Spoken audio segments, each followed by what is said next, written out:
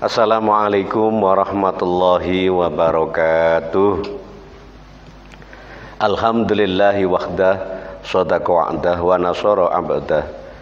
Wassalatu wassalamu ala sayyidina Rasulillah Muhammad ibn Abdillah wa ala alihi wa sahbihi wa mawalah.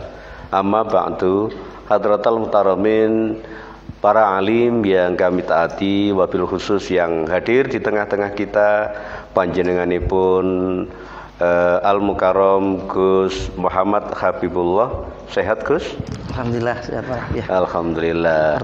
Alhamdulillahirabbil alamin. Gus Habibullah ini adalah pengasuh Pondok Pesantren Al-Azhar Jeru Turen. Para pemirsa NU TV Turen yang dirahmati Allah, pada kesempatan malam hari ini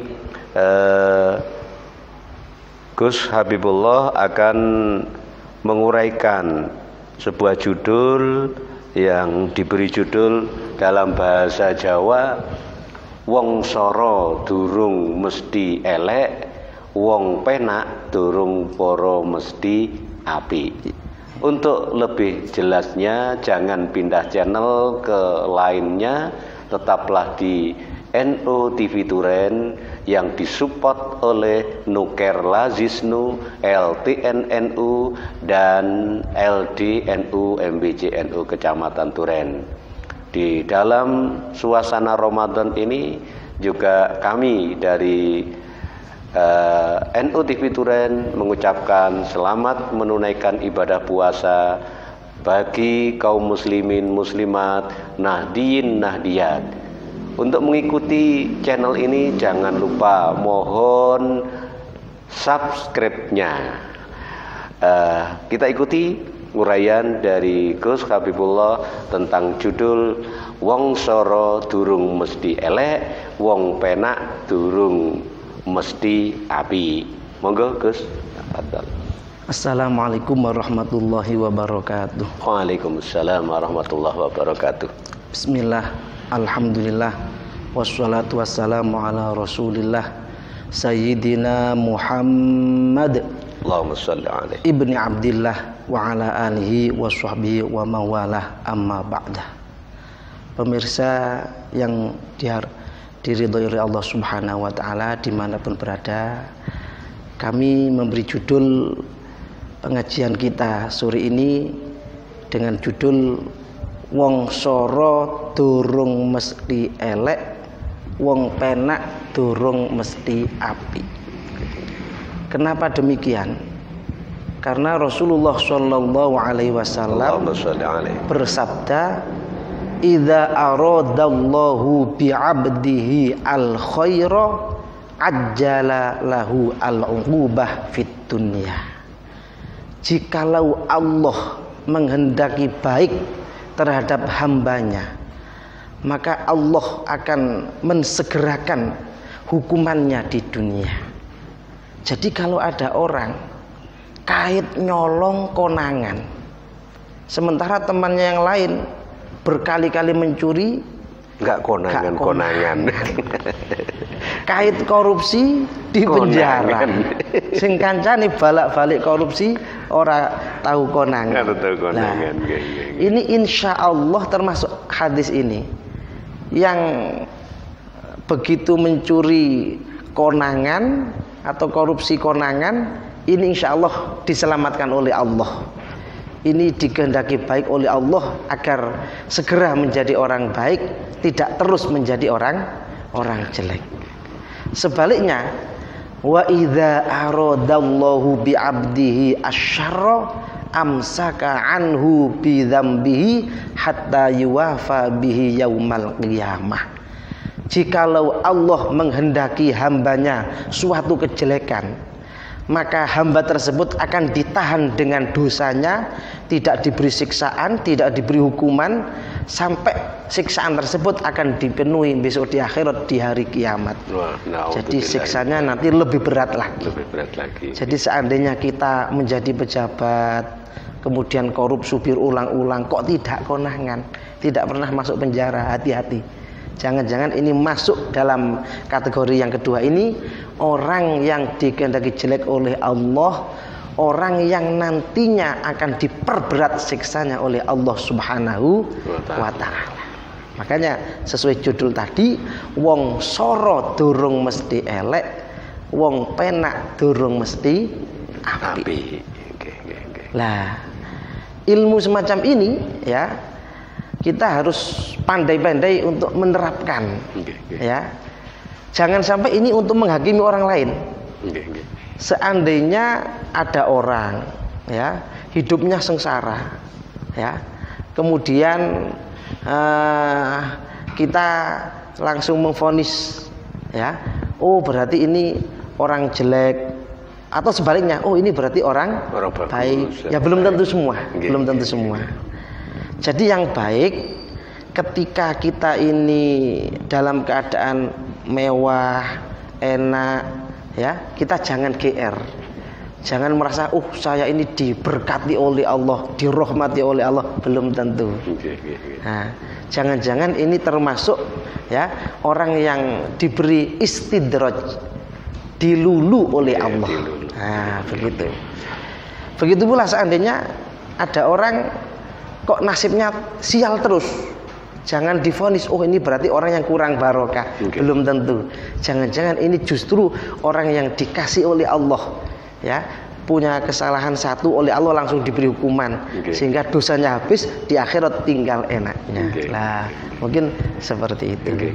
Jadi tentang enak dan tidak enak ini, atau belum tentu menunjukkan baik atau tidak baik. Belum tentu. Terus ini yang namanya penak dan soro ini apa khusus di kaitannya dengan kepemilikan harta benda, ataukah mungkin juga berkaitan dengan pengaruhnya di masyarakat, Gus? Iya betul, semuanya. Jadi orang yang pengaruhnya besar, belum tentu ini derajatnya lebih tinggi daripada orang yang jamaahnya sedikit. Tapi juga jangan GR. Yang punya jamaah sedikit merasa, saya sudah wali ini. Nah, karena jamaah saya sedikit, yang sana itu mungkin dilulu Allah. Ya belum tentu. Belum tentu. Ya. Contohnya mungkin gitu ya. Nah, contohnya ya, Nabi Sulaiman itu pengaruhnya besar. Yang menjadi umatnya tidak cuma manusia, bahkan yang menjadi pengikutnya bahkan sampai binatang, jin-jin, angin semua tunduk terhadap Nabi Sulaiman.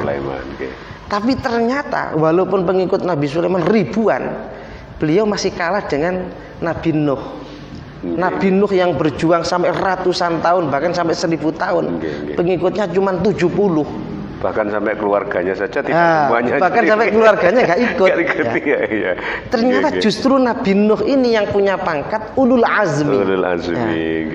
Yang pengikutnya sedikit ternyata punya pangkat ulul azmi, sedangkan Nabi Sulaiman yang pengikutnya banyak ternyata tidak punya pangkat ulul azmi. Ulul azmi itu Nabi yang mempunyai kesabaran yang luar biasa, punya derajat khusus di mata Allah. Dan ini cuma terbatas Nabi Adam, Nabi Nuh, Nabi Ibrahim, Nabi Musa, Nabi Isa Muhammad, dan Kanjeng Nabi Muhammad sallallahu alaihi wasallam. Cuma 6 ini. Jadi itu. Yang pengikutnya banyak belum tentu lebih mulia daripada yang pengikutnya sedikit, tapi juga sebaliknya. Ketika kita itu pengikutnya sedikit, jangan merasa saya lebih hebat daripada kiai sana yang pengikutnya lebih banyak. Belum tentu. Ya mungkin karena kita memang kurang barokah. Bisa saja begitu. Barangkali apa sebaiknya dalam menyikapi pelajaran seperti ini, Gus, senantiasa husnudzon saja, nggih. Nah, kalau melihat yang pengikutnya banyak, alhamdulillah ini orang yang ikhlas dan beri barokah muridnya banyak. Kalau saya ini alhamdulillah muridnya sedikit, mudah-mudahan diridhoi oleh Allah cuma gitu ya Gus ya. Kalau kuatirnya kan ini ya, kuatirnya kalau memvonis tadi loh Gus. Iya, tidak boleh memvonis, tidak boleh. Apalagi memvonis jelek kepada orang lain. Nah, ya itu ya. Jadi ketika kita melihat orang lain ya, kok pengikutnya lebih banyak, kita harus merasa, oh mungkin beliau itu memang barokahnya luar biasa, dekat dengan Allah. Nah, ketika kita yang pengikutnya banyak, jangan hidup merasa, kita enak, jangan kesusu GR. Ya. Jangan kesusu GR, jangan-jangan saya itu istidraj. Jangan-jangan saya itu dilulu oleh Gusti Allah. Nah, mungkin ada pertanyaan lain? Contoh mungkin ya. Apa kan ini sudah tidak bisa dipastikan ya Gus ya. Kalau orang yang soro itu pasti orang yang dicintai Allah. Barangkali ada orang yang soro tapi mungkin termasuk orang yang dibenci Allah. Contohnya kira-kira seperti apa Gus? Soro ada dibenci semua. Allah. Iya, betul. Ada semua. Ya. Jadi orang yang hidupnya susah dicintai Allah ada. Contohnya Nabi Ayub. Nabi Ayub diberi ujian yang sedemikian berat ya. Ternyata beliau itu dicintai oleh Allah. Sebab hadis lain mengatakan begini, idza ahabballahu 'abdan ibtalahu liyasma'a tadarruahu. Jikalau Allah mencintai seorang hamba, maka Allah akan memberi cobaan kepada hamba tersebut agar Allah bisa mendengar tadarruknya, bisa mendengar tangisannya, bisa mendengar doanya. Jadi orang yang hidupnya soro ini bisa saja justru dia itu dicintai oleh Allah. Tapi sebaliknya juga ada yang orang hidupnya soro, sengsara, tapi tidak enak, juga dibenci oleh Allah. Contohnya ya, orang yang durhaka kepada orang tua, akhirnya biasanya kan hidupnya sengsara. Itu memang karena dibenci oleh Allah. Di akhirat juga diazab oleh Allah, di dunia juga diazab oleh Allah. Naudzubillah min dzalik.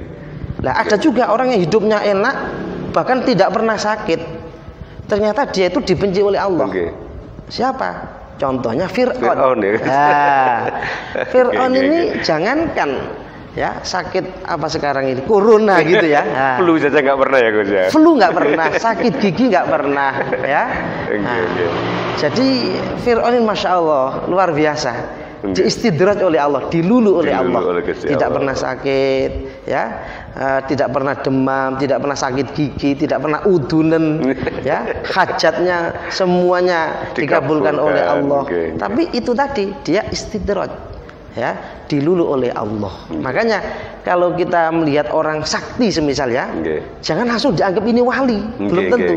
Ya. Sebab hal yang luar biasa itu macamnya banyak. Ada yang namanya istidraj.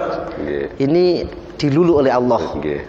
Ini kalau muncul dari orang kafir atau orang mukmin yang ahli maksiat. Yang kedua orang mukmin yang taat, ini namanya maunah, pertolongan Allah. Kalau muncul dari seorang wali namanya karomah. Dimuliakan oleh Allah. Kalau muncul dari seorang nabi belum diangkat menjadi nabi namanya irhas. Tanda-tanda kenabian. Kalau muncul dari nabi yang sudah diangkat menjadi nabi namanya mukjizat. Jadi melihat itu seandainya kita kok ya melihat orang kafir sakti mandraguna seperti katanya Prabu Siliwangi begitu ya, atau Prabu Hayam Buruk semisal ya, katanya sakti mandraguna, ini jangan dianggap kesimpulan berarti oh kalau begitu agama yang enggak Islam itu benar. Oh enggak ya. Karena Allah itu punya sifat Rahman. Sifat Rahman itu siapapun di dunia ini akan diberi rahmat oleh Allah walaupun kafir. Kadang-kadang yang kafir melebihi orang Islam, rezekinya lebih banyak. Lah, jadi jangan sampai dianggap wah kalau ikut orang kafir rezekinya banyak berarti yang benar ini agama kafir. Oh ya enggak. Nah, gitu. Karena bisa jadi itu istidraj. Karena bisa jadi itu ada istidraj, dilulu oleh Allah. Jadi kembali ke judul awal tadi, wong soro durung mesti elek, wong penak durung mesti api. Nah, karena ada hadis lain, ad-dunya sijnul mukmin wa jannatul kafir. dunia itu adalah penjara orang mukmin dan surganya orang kafir. Jadi kita jangan iri hati kalau ada orang kafir kok rezekinya lebih banyak, ya, mobilnya banyak, rumahnya megah, mobil mewah gitu ya. Nah, enggak usah iri karena itu adalah memang bagiannya di dunia. Surga dunia. Lah, surga dunia. Nanti orang kafir kan kalau matinya kafir loh ya. Nah, kalau matinya Islam nanti masuk surga. Kalau matinya kafir ya nanti masuk neraka. Lah kalau sudah masuk neraka kapan lagi disenangkan? Nah, kan nggak ada waktu menyenangkan orang kafir ya di dunia ini. Lah orang Islam karena ini insya Allah rencananya akan dimasukkan surga oleh Allah. Makanya kalau nggak dibikin susah sekarang kapan lagi? Jadi orang Islam kalau susah jangan susah nemen-nemen, biasa saja. Mungkin itu proses memperbesar pahala kita di hadapan Allah Subhanahu wa Ta'ala. Jadi orang yang soro tadi itu catatannya agar menjadi orang yang dicintai Allah dalam sengsoronya itu harus senantiasa mendekatkan diri kepada Allah ya harus sambatnya kepada Allah. Betul. Jadi seperti dalam hadis-hadisnya Nabi yang lain ya. Jadi intinya hidup kita itu cuma dua. Ya. Syukur dan sabar. Keturutan syukur, gak keturutan sabar. Penak syukur, gak penak sabar. Intinya cuma itu. Kalau kita bisa melaksanakan, ya pahala semua. Ketika kita keturutan dapat pahala, tidak keturutan juga dapat pahala. Jadi itu para hadirin, memang takdirnya Allah itu ada dua. Ada khairihi, ada syarrihi. Takdirnya Allah itu ada yang baik dan ada yang jelek. Jadi Gus ngapunten itu kok rasanya kenyataan di lapangan itu hanya enak diucapkan tapi sulit dipraktekkan ya Gus ya. Berhasil alhamdulillah syukur, nek enggak berhasil niku sabar. Mboten kok koyo wangil nggih Gus di masyarakat kenyataannya seperti itu. Saya sendiri juga loh Gus. Gini, sebagian ulama memberi resep begini. Kalau nggak salah ini Sayyidina Umar. Ketika kita menghadapi musibah, bayangkan musibah yang lebih besar. Jadi ketika kecelakaan, kakinya ya yang satu hilang, maka kita harus membayangkan ya hilang kedua-duanya. Kalau hilang dua-duanya gimana? Nah begitu. Jadi akhirnya alhamdulillah yang sakit cuma satu, yang satu masih utuh. Lah begitu. Ini resep dari Siti Umar seperti itu.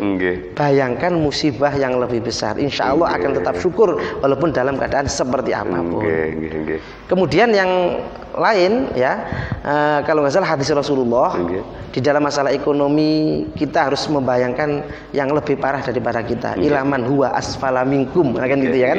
Kita harus membayangkan orang yang ekonominya di bawah kita, yang punya gaji 1 juta, alhamdulillah saya sudah 1 juta, teman saya cuma 500 ribu. Yang 500 ribu alhamdulillah teman saya cuma 250 ribu. Begitu pula seterusnya. Jadi biar kita bisa sabar, diantaranya membayangkan musibah yang lebih besar. Yang kedua, kita harus ingat di bawah kita masih ada yang lebih parah ya. Kemudian ingat dawuhnya para ulama itu ya, musibah itu kita sabar atau tidak sabar tetap terjadi. Nah ini, jadi kalau kita nggak sabar ya percuma, musibah tetap terjadi, nggak berubah, sementara kita nggak dapat apa-apa. Yang lebih baik ketika kita mendapat musibah, kita sabar saja, pasrah kepada Allah. Opo jari Gusti Allah. Trimo ing pandum. Trimo ing pandum. Sambil ingat ayat Allah itu, wa asa antakrohu syai'a wa huwa khairul lakum. Barangkali kalian membenci sesuatu, padahal itu lebih baik untuk kalian. Wa asa an tuhibbu syai'a wa huwa syarrul lakum. Barangkali kalian mencintai sesuatu padahal itu lebih jelek untuk kalian. Wallahu ya'lam wa antum la ta'lamun. Allah lah yang lebih tahu mana yang masalah kepada kita, kita enggak tahu. Nah, jadi melihat itu berarti ketika kita dalam keadaan susah ya, kita ingat barangkali ini seperti Nabi Yusuf. Nabi Yusuf itu gara-gara dimasukkan sumur oleh saudara-saudaranya, akhirnya menjadi raja. Kok seandainya nggak dimasukkan sumur oleh saudara-saudaranya, mungkin nggak jadi raja, paling ketua RT. Betul Gus. Jadi untuk menjadi memiliki derajat yang tinggi itu memang ada beberapa tahapan yang sulit ya Gus. Iya. Tidak ujuk-ujuk moro-moro enak gitu sekolah, ya. Nah, gitu. Kalau ingin naik kelas harus ujian dulu. Kalau nggak ingin ujian ya nggak naik kelas. Jadi ketika kita mendapat musibah, ujian dari Allah, rezeki syarat dan seterusnya, ya itu mungkin oleh Allah akan diarahkan kepada yang lebih baik. Yang lebih baik. Seperti besi, ya besi itu kan kadang-kadang oleh tukang pandai itu ya dibakar, ditutui, kan begitu ya kan? Setelah itu dia menjadi keris, akhirnya menjadi mahal. Nah mungkin kita seperti itu. Kadang-kadang nasib kita ini kok seperti ini, ya bisnis ini gagal, bisnis itu gagal, kan gitu ya kan? Nah sudah seperti itu di rumah dimarahi istri terus, masih bisa gitu. Nah ini mungkin oleh Allah akan dinaikkan derajat kita. Ini. Alhamdulillah. Begitu para pemirsa uraian dari Gus Habibullah tentang wong soro durung mesti elek, wong penak durung poro mesti api. Ternyata ada takaran masing-masing. Ini untuk soro ini betulnya orang Jawa, terutama orang-orang tua itu sudah sering menyampaikan ya Gus. Suruh terima ing pandum. Kemudian ketika terjadi kecelakaan, kakinya patah. Bayangkan yang lebih isik selamat iki mangko ora ono motor. Betul. Ternyata masih selamat saja padahal sudah bundas dan sudah patah kakinya, masih selamat. Ini orang Jawa itu seperti itu. Jadi ternyata itu semua ungkapan dari para sesepuh itu ada dasarnya kalau dengan korelasikan tadi dengan hadis seperti itu. Jadi soro dan tidak itu tergantung hati kita masing-masing. Tergantung hati kita. Hidup di dunia ini digawe soro ya soro, digawe seneng ya seneng. Yang paling enak semua dikembalikan kepada Allah. Kalau kita itu menjadi orang yang istilah kitab hikamnya itu murad, orang yang dikehendaki Allah, nggak murid, nggak mengendaki. Kita nggak merencanakan iso apa jari Allah, enak semua sudah. Punya keinginan gagal, kita kembali kepada Allah. Oh ini mungkin ada hikmahnya. Itu saya rasakan sendiri juga seperti itu. Ternyata setelah gagal itu di belakangnya ada hikmahnya. Saya dapat cerita di Pekalongan itu ada pengusaha batik. Itu uangnya dihutang temannya, ya berdagang kan seperti itu ya kan, nggak kembali. Akhirnya minta ijazah kepada para kiai. Nah, para kiai itu memberi ijazah agar uangnya ini kembali. Akhirnya minta ijazah kepada, kalau nggak salah itu Romo Kiai Abdul Karim Lirboyo. Diberi ijazah Allahumma ajurni fi musibati wakhluf li khairah. Jadi doanya ini bukan agar uangnya kembali, bukan, tapi agar musibahnya diberi pahala dan diganti yang lebih baik. Akhirnya orang Pekalongan ini tidak mengharap sudah uangnya yang nyantol tadi itu sudah nggak ditagih, nggak diharapkan, ya. Akhirnya cari usaha lain. Ternyata dia mendapat laba lebih besar 10 kali lipat. Jadi seandainya waktu itu yang diambil temannya itu 5 juta, dia dapat laba 50 juta. Jadi Allahumma jurni fi musibati, ya Allah berilah pahala musibah saya ini, wakhluf li khairah, dan gantilah dengan yang lebih baik. Ternyata dengan sabar tadi diganti oleh Allah yang lebih baik. Yang asalnya diambil 5 juta mendapat 50 juta. Jadi enak hidup kalau opo jare Gusti. Apa tadi itu doanya itu termasuk bisa diijazahkan Gus itu Gus. Oh iya. Agar para pemirsa juga nanti. Monggo, nggih. Itu kalau nggak salah doa umum ya. Diamalkan siapapun boleh ya. Mungkin diulangi lagi Gus biar lebih cepat untuk para doanya, pemirsa. Allahumma jurni. Allahumma jurni. Ya Allah berilah pahala saya fi musibati, dalam musibah ini, fi musibati, dalam musibah ini, wakhlufli, dan gantilah untuk saya khaira, yang lebih baik. Wakhlufli. Allahumma jurni fi musibati, kalau dipreteli Allahumma ujurni fi musibati wakhlufli khaira. Berilah pahala musibah saya ini dan gantilah dengan yang lebih baik. Kobil tuh Gus, Oh iya, ajas tuku. Para pemirsa NU TV, apabila panjenengan tertarik dengan doa yang baru saja dibacakan oleh beliau Gus Muhammad Habibullah, monggo jenengan kobil tuh biar nanti sudah bisa diamalkan. Amalkan. Ya, nggak usah ke rumah, enggak apa-apa, nggak usah bawa gula.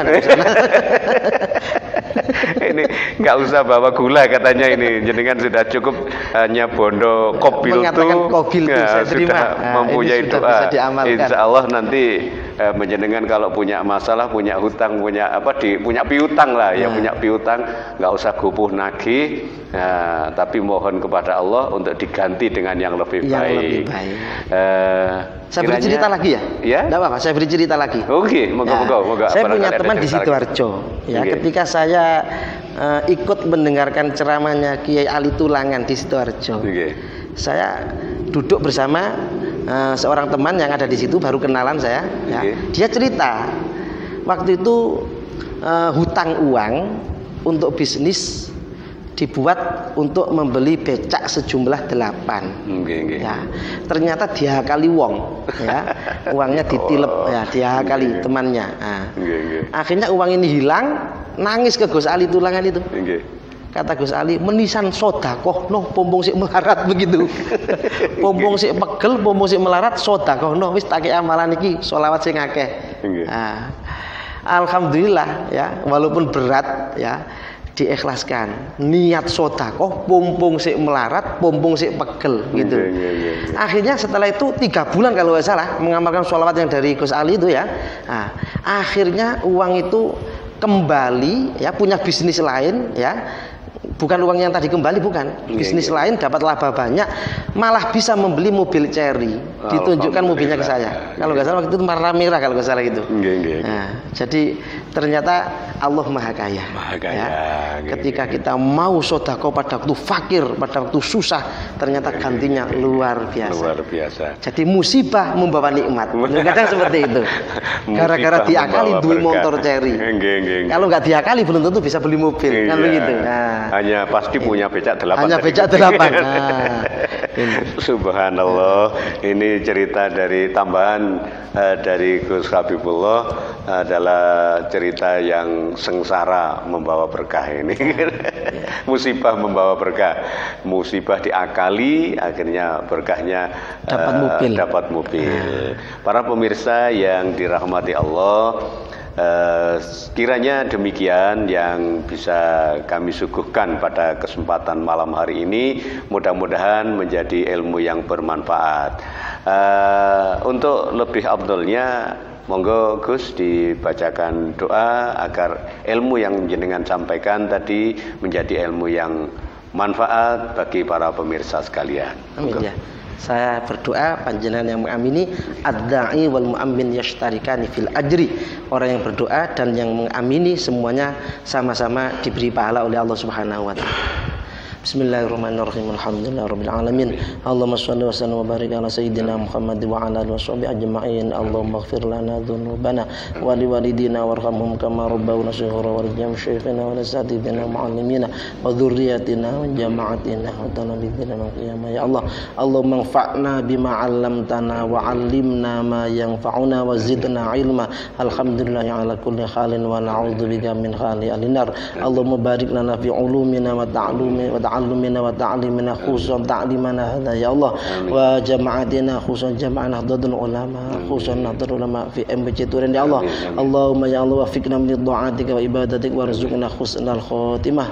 Rabbana atina fid dunya hasanatan wa fil akhirati hasanatan wa qina adzabannar wa adkhilna al-jannata ma'al abrar ya aziz wa ghafar. Wa sallallahu ala sayyidina Muhammadin nabiyil ummi wa ala alihi washabbihi wa baraka wa salam. Subhana rabbika rabbil izzati amma yasifun wa salamun alal mursalin alhamdulillahi rabbil alamin. Al-Fatihah. A'udzu billahi minasyaitonir rajim. Bismillahirrahmanirrahim. Ya kana butuh wa ya kana sayyidina sallallahu alaihi wasallam. Akhir kalam, wassalamualaikum warahmatullahi wabarakatuh. Waalaikumsalam warahmatullahi wabarakatuh. Para pemirsa yang dirahmati Allah, sekian dan demikian kiranya yang bisa kami sampaikan. Atas segala khilaf dan salah mohon untuk dimaafkan. Tuku duren nang warunge Yu Jainab NO TV Duren memang mantap. Wassalamualaikum warahmatullahi wabarakatuh.